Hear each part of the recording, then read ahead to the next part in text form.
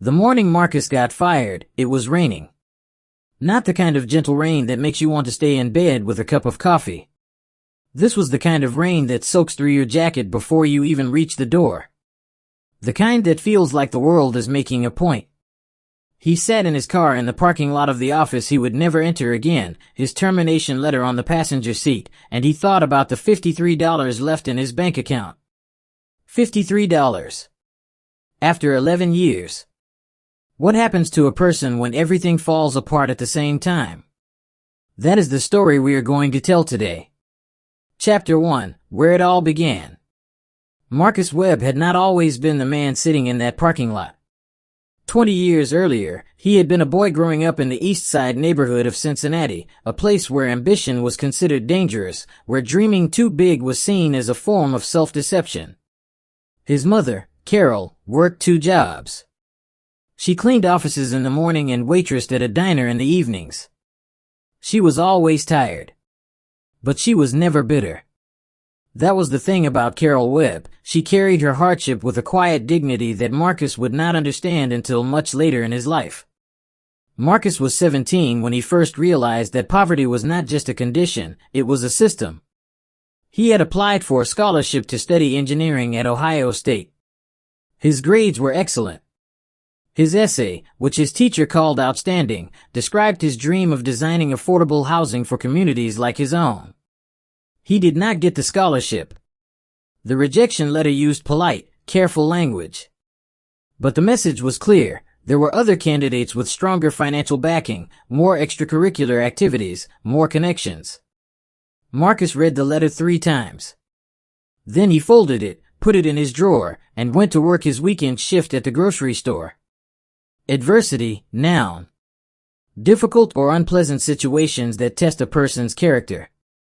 She had faced so much adversity in her life, yet she never stopped moving forward. Relentless, adjective. Continuing without stopping or becoming weaker, persistent. The rain was relentless, hammering against the windows all night long. Resilience, noun. The ability to recover quickly from difficulties. It takes real resilience to rebuild your life after losing everything. He did not give up. He enrolled in a community college instead, working full-time to pay for his classes. It took him 6 years instead of 4 to get his degree. 6 years of early mornings, late nights, and weekends spent studying instead of resting. 6 years of people asking him when he was going to get a real job, as though what he was doing was not already real enough. By the time Marcus finished his degree, he had developed something that no scholarship could have given him, an unshakable belief that he could figure things out on his own. That belief would be tested many times in the years that followed. Micro cliffhanger. He finally had his degree. He had worked for it harder than almost anyone he knew. So why did the next 10 years feel like walking uphill in the wrong shoes? Chapter 2, The Good Years, and What Ended Them. For a while, things were genuinely good. Marcus joined a mid-sized construction firm in Columbus and worked his way up from junior project coordinator to senior project manager over 11 years. He was good at his job, methodical, calm under pressure, excellent at managing both numbers and people. His colleagues respected him. His bosses trusted him. He met Diana at a work conference. She was a civil engineer, sharp, funny, deeply practical. They were married within 2 years. They bought a house in a quiet suburb, nothing extravagant, but theirs. They had a daughter named Lily. This was the life Marcus had worked toward. Not extraordinary by some measures, but real. Stable. His. The trouble began slowly, the way it usually does. The company had taken on a large government contract, a highway infrastructure project worth over $40 million. Marcus was leading the team. For 18 months, everything ran on schedule. Then the client changed the specifications. Then there were delays in materials. Then a subcontractor went bankrupt and left a critical part of the project incomplete. None of these problems were Marcus's fault. He had documented everything, every decision, every change request, every email. He had flagged the risks in writing to his supervisors months before they materialized. He had done everything right. But someone had to be responsible. And Marcus was the most visible person on the project. To be let go, phrasal verb. A polite way of saying someone has been fired or dismissed from their job. After 12 years, he was simply let go, no warning, no explanation. To take the fall, idiom. To accept blame or punishment for something, especially when it may not be entirely your fault. She knew he hadn't made the mistake, but someone had to take the fall. Severance pay, noun. Money paid to an employee when they are dismissed from their job. His severance pay was enough to last 3 months if he was careful. The termination was delivered on a Tuesday morning by a human resources manager Marcus had never met. His direct supervisor was not in the room. That detail, the absence of his supervisor, stayed with Marcus longer than the actual words of the dismissal. It told him everything about how the company valued what he had given them. He was given a cardboard box for his belongings and escorted to the elevator. Chapter 3, The Bottom. The first 2 weeks after losing his job, Marcus told almost no one. He drove to the park every morning at the same time he used to leave for the office. He sat on a bench and watched other people go about their lives, dog walkers, joggers, parents with strollers. He felt, for the first time in his adult life, entirely invisible. Diana was supportive. She held his hand and told him they would figure it out. But Marcus could see the worry in her eyes when she thought he wasn't looking. Their mortgage was significant. Lily's school fees were due in 6 weeks. He applied to 17 companies in the first month. He received 4 responses. 2 were automated rejections. 1 was a request for a brief call that led nowhere. The 4th was a job offer, but the position paid 30% less than his previous salary, required him to relocate to another state, and came with a 6-month probationary period during which he could be dismissed without notice. He turned it down. His wife understood. But he could feel the clock ticking. Micro cliffhanger. Then something happened that Marcus hadn't expected. Something that would change the direction of his life, but not in the way he had planned. Chapter 4, The Unexpected Turn. It started with his daughter. Lily was 9 years old. One Saturday morning, watching Marcus struggle to fix a leaking pipe under the kitchen sink, she asked him a simple question. Learn English slowly and clearly. Listen, repeat, and feel the words.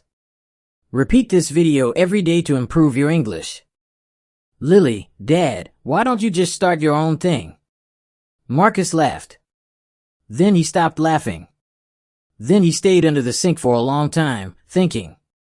The idea had crossed his mind before, in a vague, one-day kind of way. But it had always felt like something that happened to other people with investors, with connections, with capital. Not to someone with $53 in his account. But as he lay there under the sink, tools spread around him, he began to think more carefully. What did he actually know? He knew construction project management inside out. He knew how to identify risk before it became a disaster. He knew how to manage difficult clients, tight budgets, and complex timelines. He had 11 years of documented expertise. And this was the thought that made him sit up and hit his head on the pipe. He knew exactly what small construction companies got wrong, because he had spent 11 years watching them do it. To bootstrap, verb. To start and build a business using your own money and resources, without outside investment. She bootstrapped her first company from her kitchen table with less than $2,000. Viable, adjective. Capable of working successfully, feasible. He needed to know if the idea was actually viable before telling anyone about it. To pivot, verb. To change direction or strategy, especially in business. When the first approach didn't work, they had to pivot quickly. He spent the next 3 evenings doing research. Not the hopeful, unfocused kind of research where you read success stories and feel briefly inspired.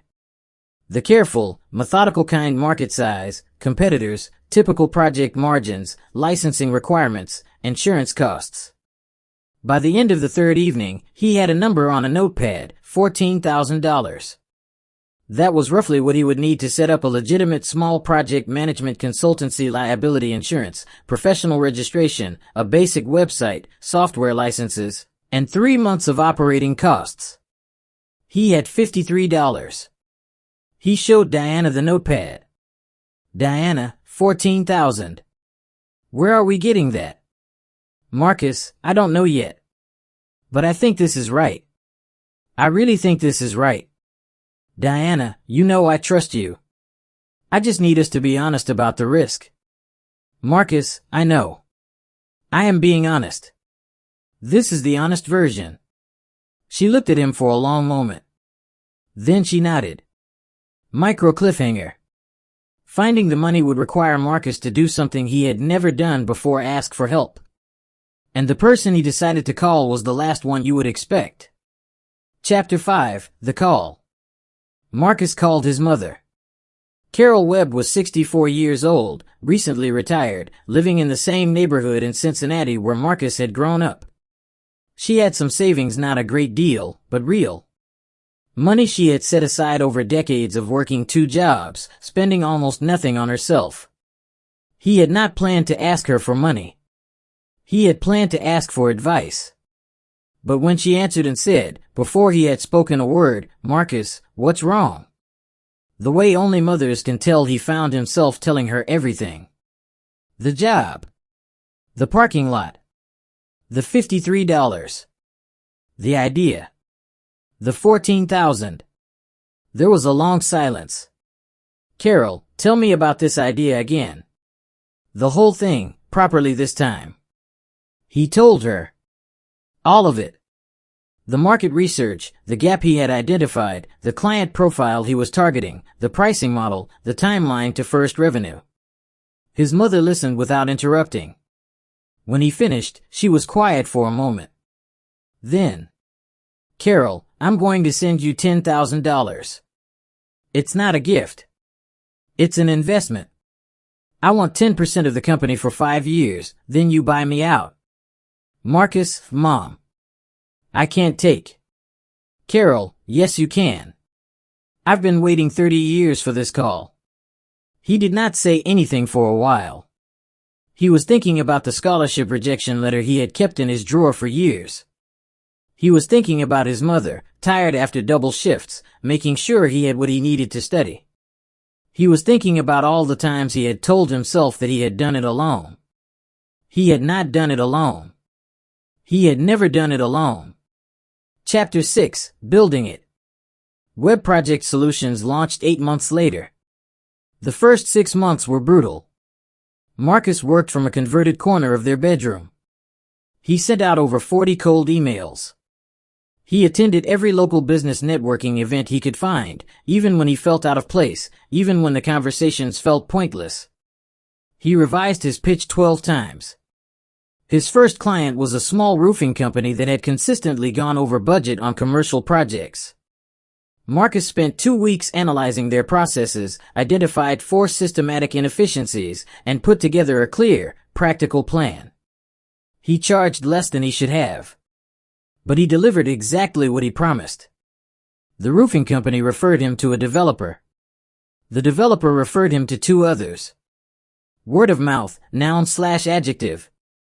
Recommendations passed from one person to another through personal communication rather than advertising. Their best clients came through word of mouth, not a single advertisement. Overhead, noun. The regular costs involved in running a business that are not directly related to producing a product or service. By keeping overhead low in the first year, they survived when others didn't. To break even, phrasal verb. To reach a point where revenues equal expenses, neither making a profit nor a loss.